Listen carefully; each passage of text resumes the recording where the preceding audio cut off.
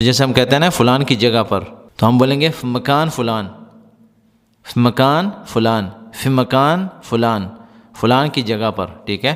تو فلان کی جگہ پہ آپ کوئی بھی نام لے سکتے ہیں، جو بھی نام ہوگا اس کو آپ یہاں فٹ کریں، ٹھیک ہے؟ فلان، فی مکان فلان، فلان کی جگہ پر، یا فلان کے گھر کے پاس کے لیے ہم بولیں گے صوب، صوب، یا قریب، یا عند بیت فلان، صوب بیت فلان، ٹھیک ہے؟ یا قریب بیت فلان، یا عند بیت فلان، تو ان تینوں میں سے کوئی بھی لفظ چن سکتے ہیں۔ اور ایک اور بھی ہے عدال، ٹھیک ہے؟ آپ کو پہلے بھی اس بارے میں بتایا تھا، عدال بھی بول سکتے ہیں۔ تو صوب بیت فلان، یا قریب بیت فلان، یا عند بیت فلان، تو عند بھی استعمال ہوتا ہے، ٹھیک ہے؟